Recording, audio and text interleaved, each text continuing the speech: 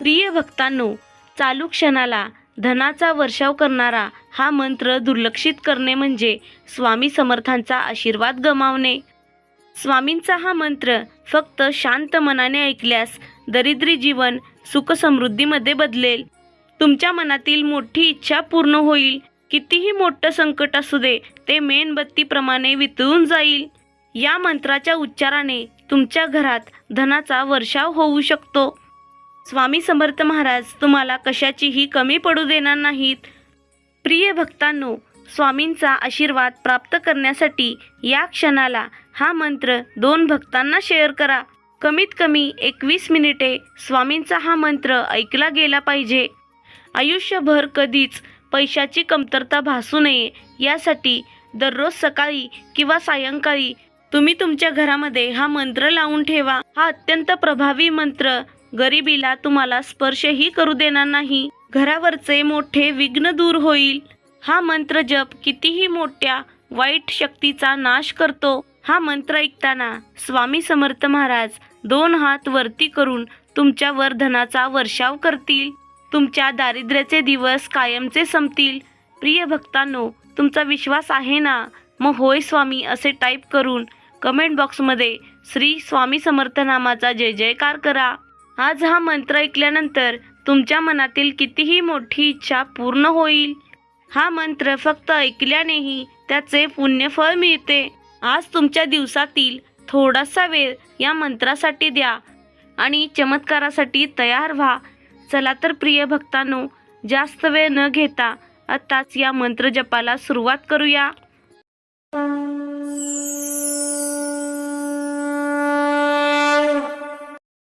ओम श्री स्वामी ऋणमुक्तेश्वराय श्रीपाद श्री वल्लभाय नमः. ओम श्री स्वामी ऋणमुक्तेश्वराय श्रीपाद श्री वल्लभाय नमः. ओम श्री स्वामी ऋणमुक्तेश्वराय श्रीपाद श्री वल्लभाय नमः. ओम श्री स्वामी ऋणमुक्तेश्वराय श्रीपाद श्री वल्लभाय नमः. ओम श्री स्वामी ऋणमुक्तेश्वराय श्रीपाद श्री वल्लभाय नमः. ओम श्री स्वामी ऋणमुक्तेश्वराय श्रीपाद श्री वल्लभाय नमः. ओम श्री स्वामी ऋणमुक्तेश्वराय श्रीपाद श्री वल्लभाय नमः. ओम श्री स्वामी ऋणमुक्तेश्वराय श्रीपाद श्री वल्लभाय नमः. ओम श्री स्वामी ऋणमुक्तेश्वराय श्रीपाद श्री वल्लभाय नमः. ओम श्री स्वामी ऋणमुक्तेश्वराय श्रीपाद श्री वल्लभाय नमः. ओम श्री स्वामी ऋणमुक्तेश्वराय श्रीपाद श्री वल्लभाय नमः. ओम श्री स्वामी ऋणमुक्तेश्वराय श्रीपाद श्री वल्लभाय नमः. ओम श्री स्वामी ऋणमुक्तेश्वराय श्रीपाद श्री वल्लभाय नमः. ओम श्री स्वामी ऋणमुक्तेश्वराय श्रीपाद श्री वल्लभाय नमः.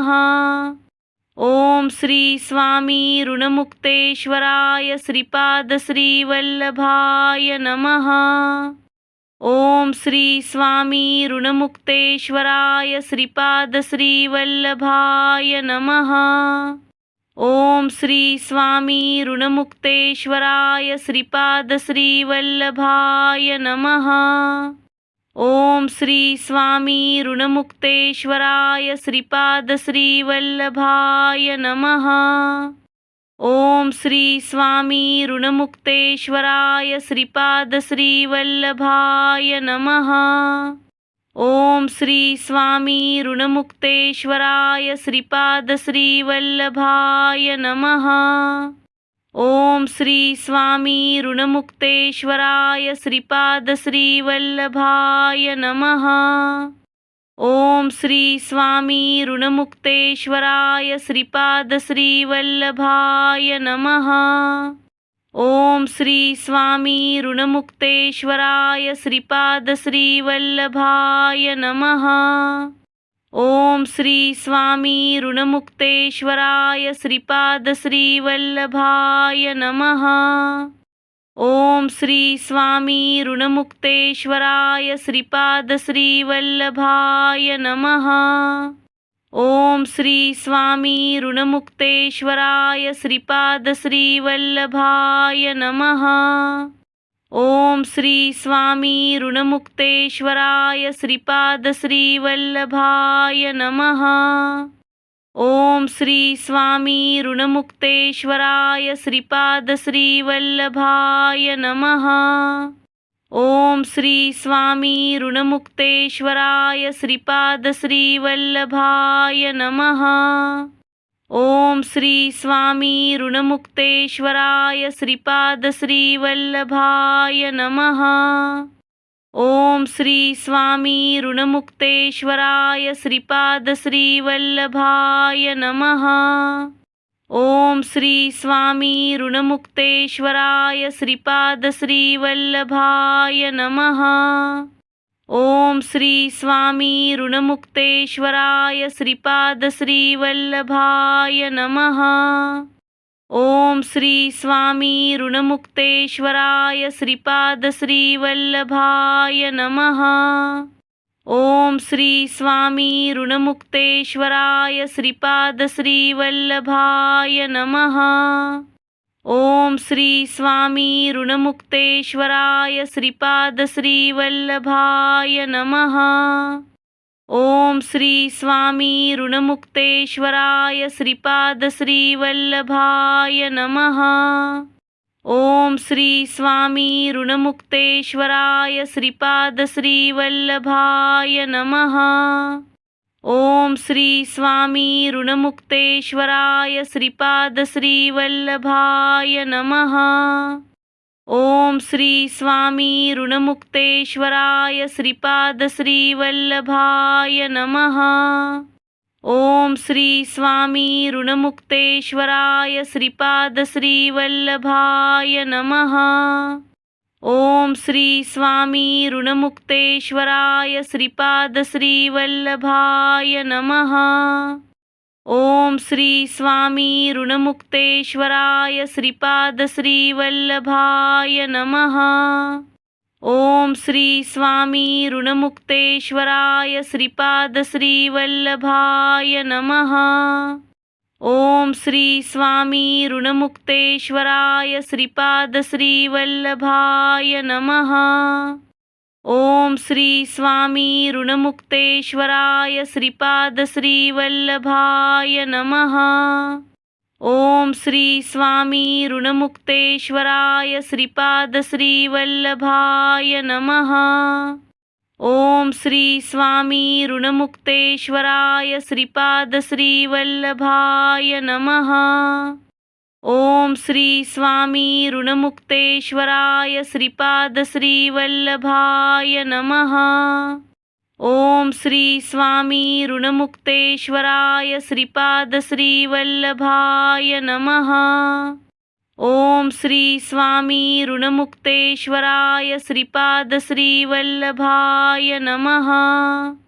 ओम श्री स्वामी ऋणमुक्तेश्वराय श्रीपाद श्रीवल्लभाय नमः। ओम श्री स्वामी ऋणमुक्तेश्वराय श्रीपाद श्रीवल्लभाय नमः। ओम श्री स्वामी ऋणमुक्तेश्वराय श्रीपाद श्रीवल्लभाय नमः। ओम श्री स्वामी ऋणमुक्तेश्वराय श्रीपाद श्रीवल्लभाय नमः। ओम श्री स्वामी ऋणमुक्तेश्वराय श्रीपाद श्रीवल्लभाय नमः। ओम श्री स्वामी ऋणमुक्तेश्वराय श्रीपाद श्रीवल्लभाय नमः। ओम श्री स्वामी ऋणमुक्तेश्वराय श्रीपाद श्रीवल्लभाय नमः। ओम श्री स्वामी ऋणमुक्तेश्वराय श्रीपाद श्रीवल्लभाय नमः। ओम श्री स्वामी ऋणमुक्तेश्वराय श्रीपाद श्रीवल्लभाय नमः। ओम श्री स्वामी ऋणमुक्तेश्वराय श्रीपाद श्रीवल्लभाय नमः। ओम श्री स्वामी ऋणमुक्तेश्वराय श्रीपाद श्रीवल्लभाय नमः। ओम श्री स्वामी ऋणमुक्तेश्वराय श्रीपाद श्रीवल्लभाय नमः। ओम श्री स्वामी ऋणमुक्तेश्वराय श्रीपाद श्रीवल्लभाय नमः। ओम श्री स्वामी ऋणमुक्तेश्वराय श्रीपाद श्रीवल्लभाय नमः। ओम श्री स्वामी ऋणमुक्तेश्वराय श्रीपाद श्रीवल्लभाय नमः। ओम श्री स्वामी ऋणमुक्तेश्वराय श्रीपाद श्रीवल्लभाय नमः। ओम श्री स्वामी ऋणमुक्तेश्वराय श्रीपाद श्रीवल्लभाय नमः। ओम श्री स्वामी ऋणमुक्तेश्वराय श्रीपाद श्रीवल्लभाय नमः।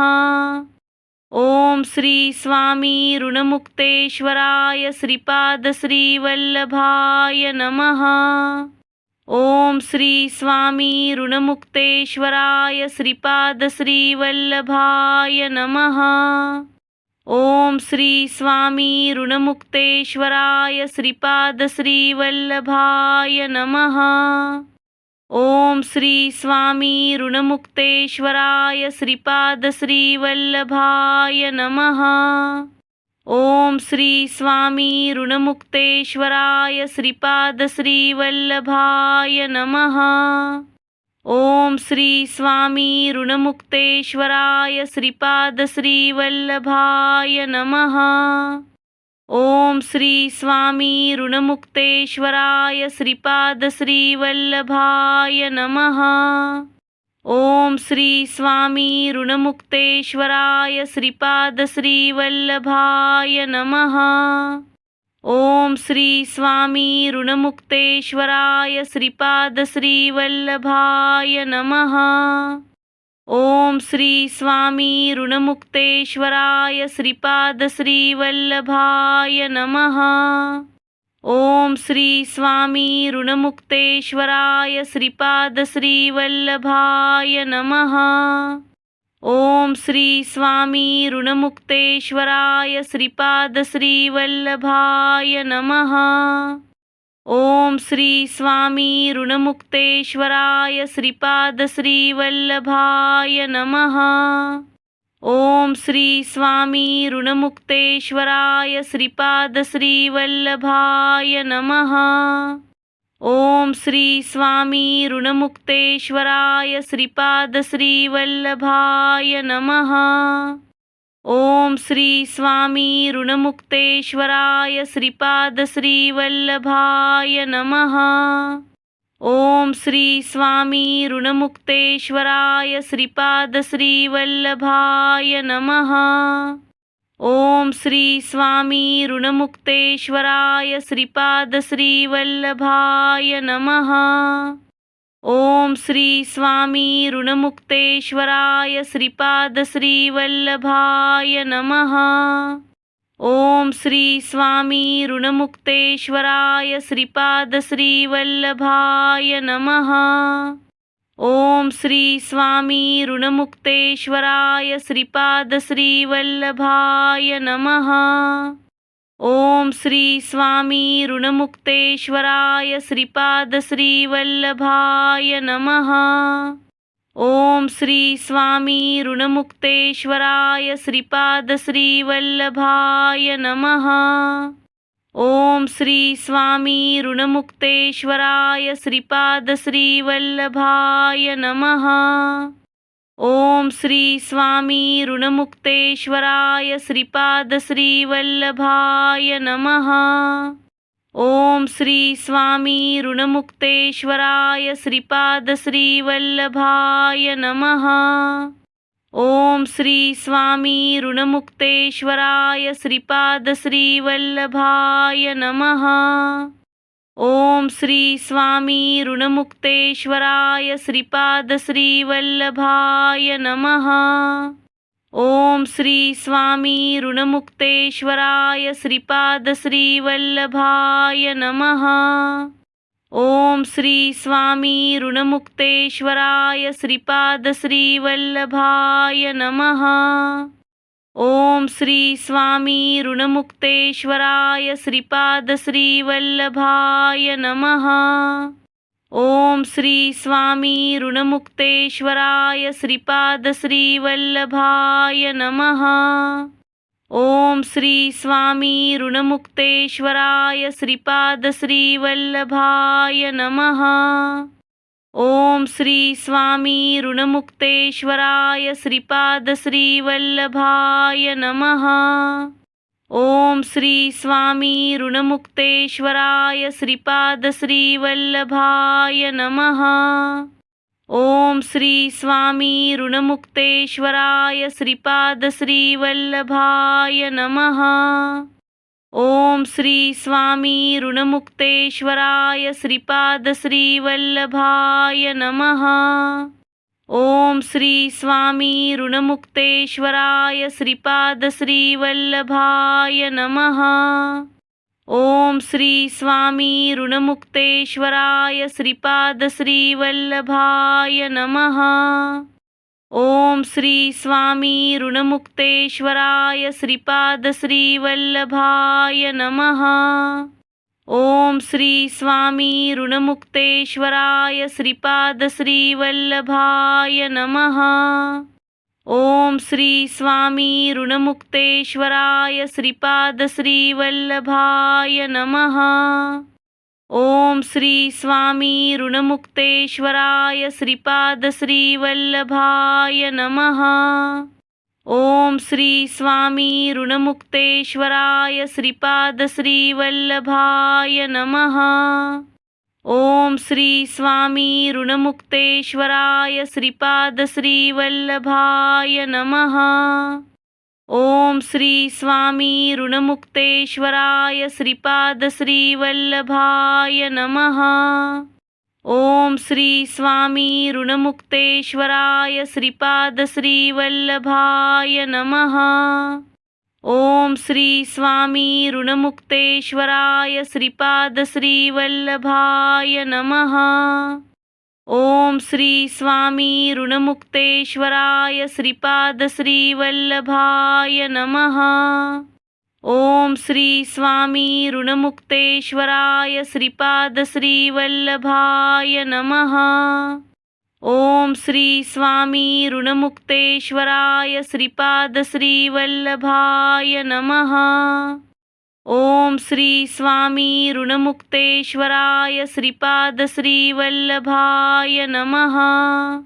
ओम श्री स्वामी ऋणमुक्तेश्वराय श्रीपाद श्रीवल्लभाय नमः। ओम श्री स्वामी ऋणमुक्तेश्वराय श्रीपाद श्रीवल्लभाय नमः। ओम श्री स्वामी ऋणमुक्तेश्वराय श्रीपाद श्रीवल्लभाय नमः। ओम श्री स्वामी ऋणमुक्तेश्वराय श्रीपाद श्रीवल्लभाय नमः। ओम श्री स्वामी ऋणमुक्तेश्वराय श्रीपाद श्रीवल्लभाय नमः।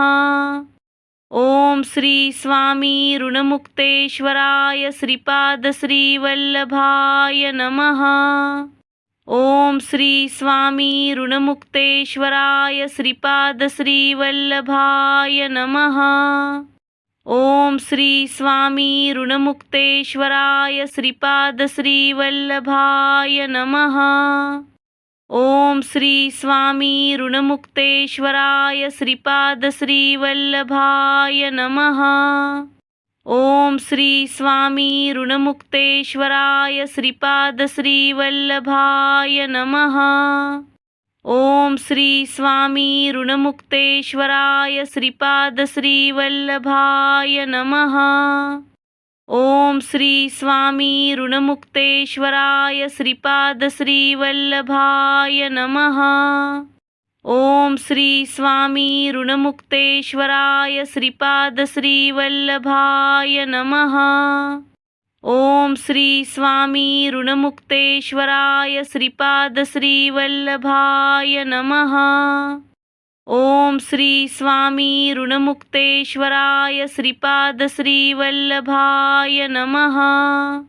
ओम श्री स्वामी ऋणमुक्तेश्वराय श्रीपाद श्रीवल्लभाय नमः। ओम श्री स्वामी ऋणमुक्तेश्वराय श्रीपाद श्रीवल्लभाय नमः। ओम श्री स्वामी ऋणमुक्तेश्वराय श्रीपाद श्रीवल्लभाय नमः। ओम श्री स्वामी ऋणमुक्तेश्वराय श्रीपाद श्रीवल्लभाय नमः। ओम श्री स्वामी ऋणमुक्तेश्वराय श्रीपाद श्रीवल्लभाय नमः। ओम श्री स्वामी ऋणमुक्तेश्वराय श्रीपाद श्रीवल्लभाय नमः। ओम श्री स्वामी ऋणमुक्तेश्वराय श्रीपाद श्रीवल्लभाय नमः। ओम श्री स्वामी ऋणमुक्तेश्वराय श्रीपाद श्रीवल्लभाय नमः। ओम श्री स्वामी ऋणमुक्तेश्वराय श्रीपाद श्रीवल्लभाय नमः। ओम श्री स्वामी ऋणमुक्तेश्वराय श्रीपाद श्रीवल्लभाय नमः। ओम श्री स्वामी ऋणमुक्तेश्वराय श्रीपाद श्रीवल्लभाय नमः। ओम श्री स्वामी ऋणमुक्तेश्वराय श्रीपाद श्रीवल्लभाय नमः। ओम श्री स्वामी ऋणमुक्तेश्वराय श्रीपाद श्रीवल्लभाय नमः। ओम श्री स्वामी ऋणमुक्तेश्वराय श्रीपाद श्रीवल्लभाय नमः। ओम श्री स्वामी ऋणमुक्तेश्वराय श्रीपाद श्रीवल्लभाय नमः। ओम श्री स्वामी ऋणमुक्तेश्वराय श्रीपाद श्रीवल्लभाय नमः। ओम श्री स्वामी ऋणमुक्तेश्वराय श्रीपाद श्रीवल्लभाय नमः। ओम श्री स्वामी ऋणमुक्तेश्वराय श्रीपाद श्रीवल्लभाय नमः। ओम श्री स्वामी ऋणमुक्तेश्वराय श्रीपाद श्रीवल्लभाय नमः। ओम श्री स्वामी ऋणमुक्तेश्वराय श्रीपाद श्रीवल्लभाय नमः। ओम श्री स्वामी ऋणमुक्तेश्वराय श्रीपाद श्रीवल्लभाय नमः। ओम श्री स्वामी ऋणमुक्तेश्वराय श्रीपाद श्रीवल्लभाय नमः। ओम श्री स्वामी ऋणमुक्तेश्वराय श्रीपाद श्रीवल्लभाय नमः। ओम श्री स्वामी ऋणमुक्तेश्वराय श्रीपाद श्रीवल्लभाय नमः। ओम श्री स्वामी ऋणमुक्तेश्वराय श्रीपाद श्रीवल्लभाय नमः। ओम श्री स्वामी ऋणमुक्तेश्वराय श्रीपाद श्रीवल्लभाय नमः। ओम श्री स्वामी ऋणमुक्तेश्वराय श्रीपाद श्रीवल्लभाय नमः। ओम श्री स्वामी ऋणमुक्तेश्वराय श्रीपाद श्रीवल्लभाय नमः। ओम श्री स्वामी ऋणमुक्तेश्वराय श्रीपाद श्रीवल्लभाय नमः। ओम श्री स्वामी ऋणमुक्तेश्वराय श्रीपाद श्रीवल्लभाय नमः। ओम श्री स्वामी ऋणमुक्तेश्वराय श्रीपाद श्रीवल्लभाय नमः। ओम श्री स्वामी ऋणमुक्तेश्वराय श्रीपाद श्रीवल्लभाय नमः। ओम श्री स्वामी ऋणमुक्तेश्वराय श्रीपाद श्रीवल्लभाय नमः। ओम श्री स्वामी ऋणमुक्तेश्वराय श्रीपाद श्रीवल्लभाय नमः।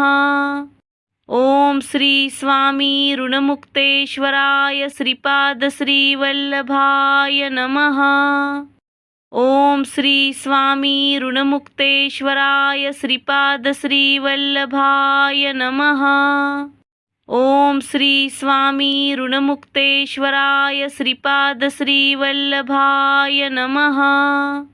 ओम श्री स्वामी ऋणमुक्तेश्वराय श्रीपाद श्रीवल्लभाय नमः।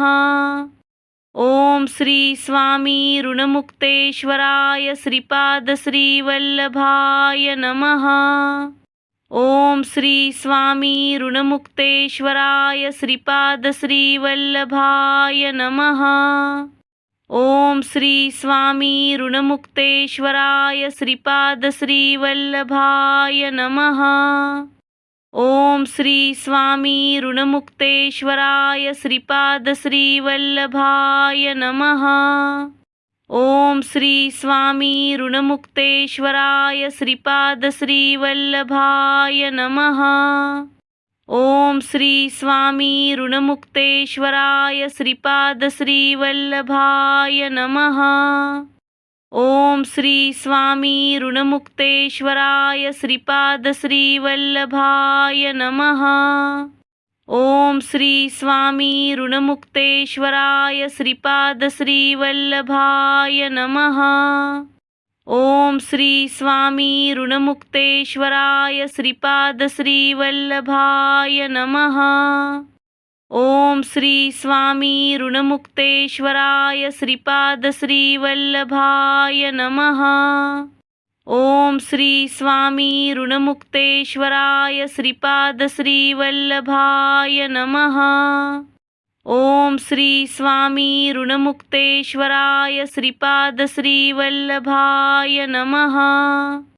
ओम श्री स्वामी ऋणमुक्तेश्वराय श्रीपाद श्रीवल्लभाय नमः। ओम श्री स्वामी ऋणमुक्तेश्वराय श्रीपाद श्रीवल्लभाय नमः।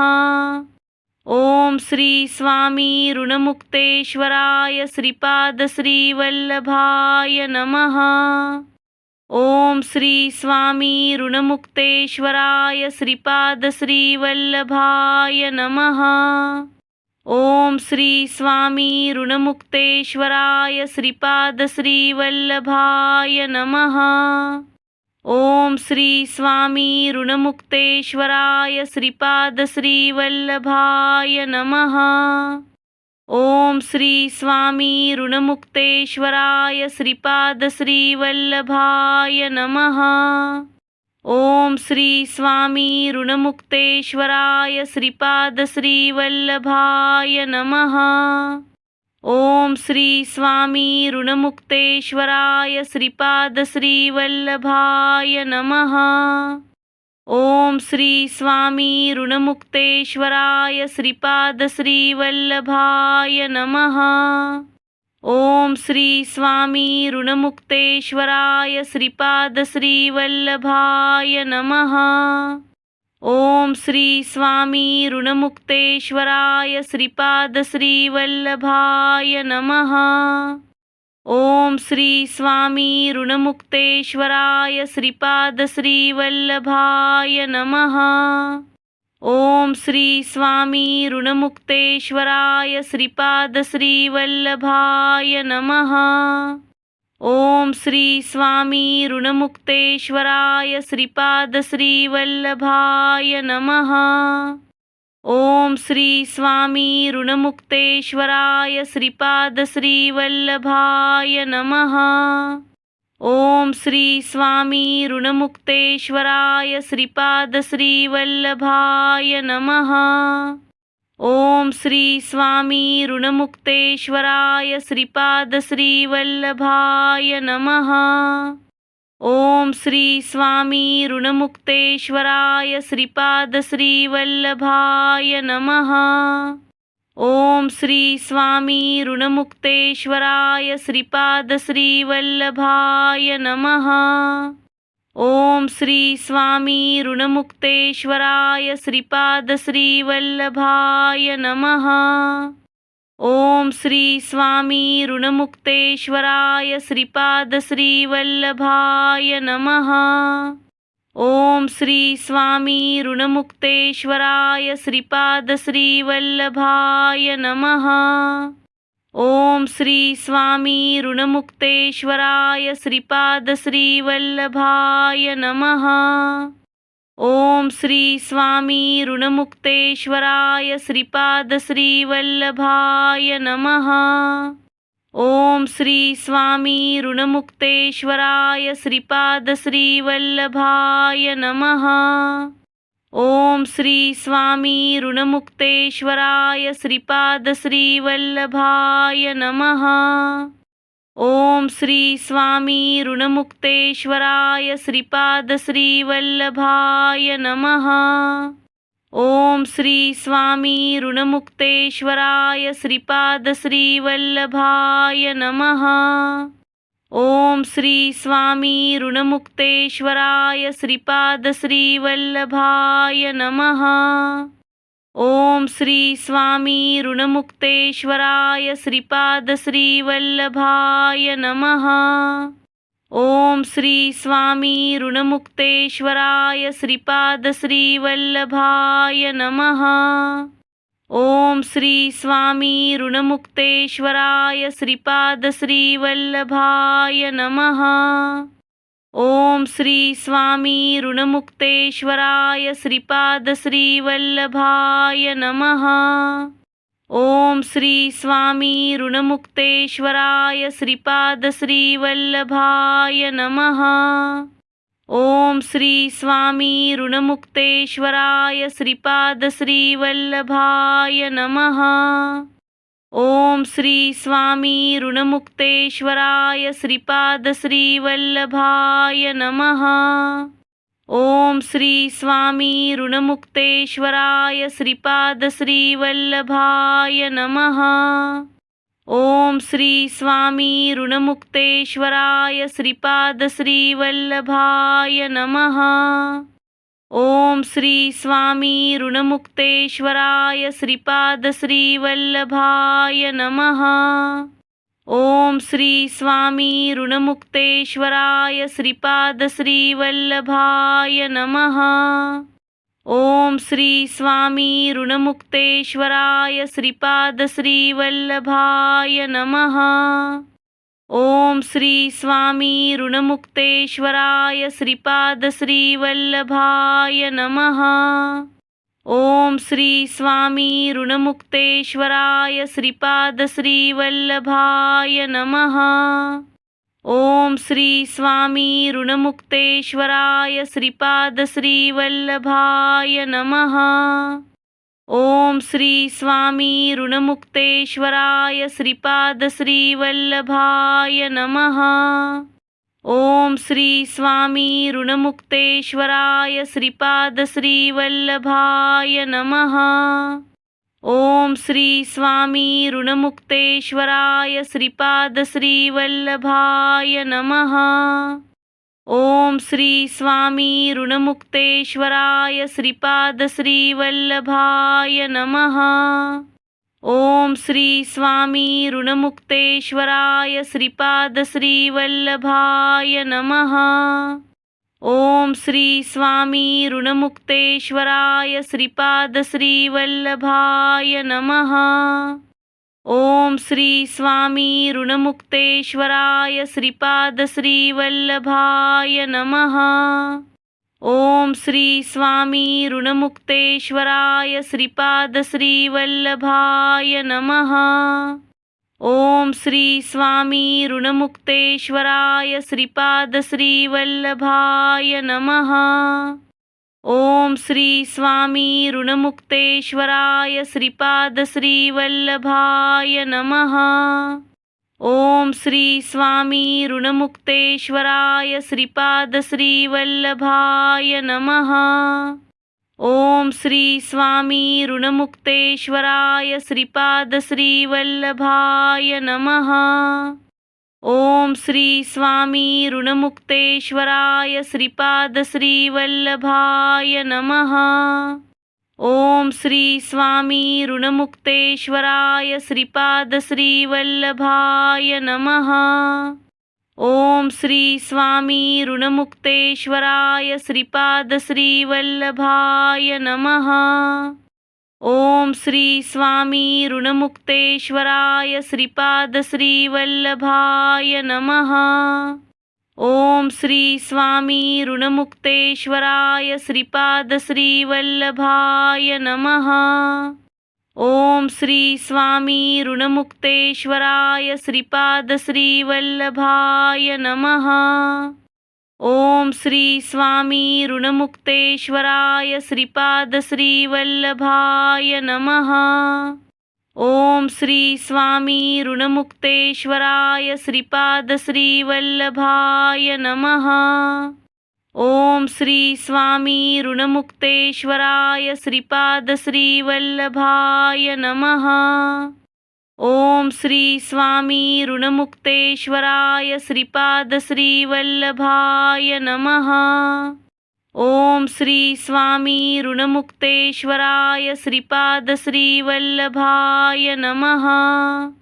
ओम श्री स्वामी ऋणमुक्तेश्वराय श्रीपाद श्रीवल्लभाय नमः। ओम श्री स्वामी ऋणमुक्तेश्वराय श्रीपाद श्रीवल्लभाय नमः। ओम श्री स्वामी ऋणमुक्तेश्वराय श्रीपाद श्रीवल्लभाय नमः। ओम श्री स्वामी ऋणमुक्तेश्वराय श्रीपाद श्रीवल्लभाय नमः। ओम श्री स्वामी ऋणमुक्तेश्वराय श्रीपाद श्रीवल्लभाय नमः। ओम श्री स्वामी ऋणमुक्तेश्वराय श्रीपाद श्रीवल्लभाय नमः। ओम श्री स्वामी ऋणमुक्तेश्वराय श्रीपाद श्रीवल्लभाय नमः। ओम श्री स्वामी ऋणमुक्तेश्वराय श्रीपाद श्रीवल्लभाय नमः। ओम श्री स्वामी ऋणमुक्तेश्वराय श्रीपाद श्रीवल्लभाय नमः। ओम श्री स्वामी ऋणमुक्तेश्वराय श्रीपाद श्रीवल्लभाय नमः।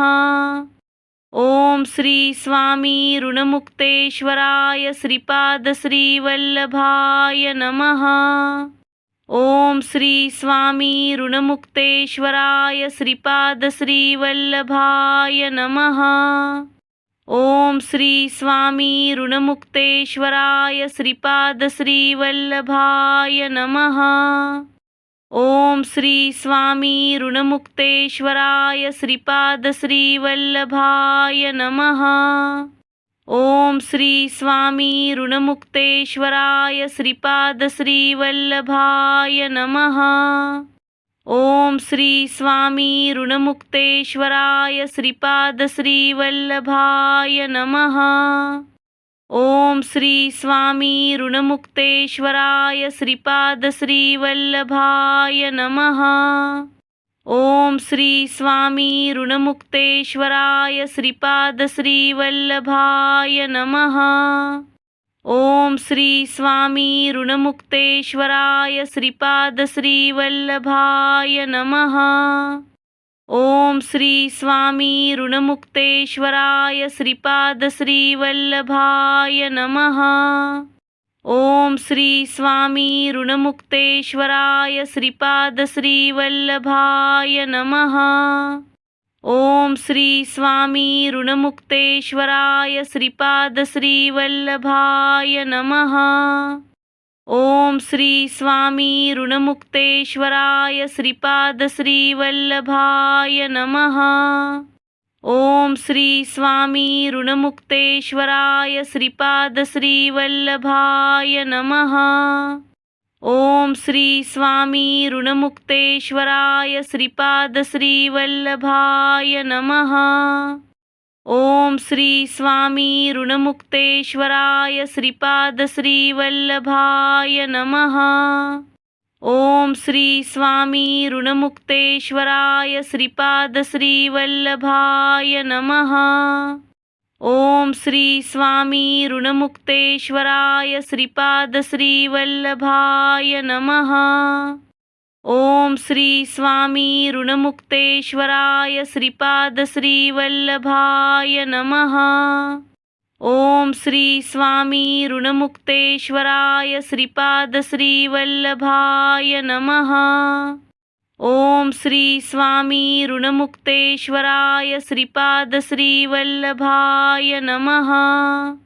ओम श्री स्वामी ऋणमुक्तेश्वराय श्रीपाद श्रीवल्लभाय नमः। ओम श्री स्वामी ऋणमुक्तेश्वराय श्रीपाद श्रीवल्लभाय नमः। ओम श्री स्वामी ऋणमुक्तेश्वराय श्रीपाद श्रीवल्लभाय नमः। ओम श्री स्वामी ऋणमुक्तेश्वराय श्रीपाद श्रीवल्लभाय नमः। ओम श्री स्वामी ऋणमुक्तेश्वराय श्रीपाद श्रीवल्लभाय नमः। ओम श्री स्वामी ऋणमुक्तेश्वराय श्रीपाद श्रीवल्लभाय नमः। ओम श्री स्वामी ऋणमुक्तेश्वराय श्रीपाद श्रीवल्लभाय नमः। ओम श्री स्वामी ऋणमुक्तेश्वराय श्रीपाद श्रीवल्लभाय नमः। ओम श्री स्वामी ऋणमुक्तेश्वराय श्रीपाद श्रीवल्लभाय नमः। ओम श्री स्वामी ऋणमुक्तेश्वराय श्रीपाद श्रीवल्लभाय नमः। ओम श्री स्वामी ऋणमुक्तेश्वराय श्रीपाद श्रीवल्लभाय नमः। ओम श्री स्वामी ऋणमुक्तेश्वराय श्रीपाद श्रीवल्लभाय नमः। ओम श्री स्वामी ऋणमुक्तेश्वराय श्रीपाद श्रीवल्लभाय नमः। ओम श्री स्वामी ऋणमुक्तेश्वराय श्रीपाद श्रीवल्लभाय नमः। ओम श्री स्वामी ऋणमुक्तेश्वराय श्रीपाद श्रीवल्लभाय नमः।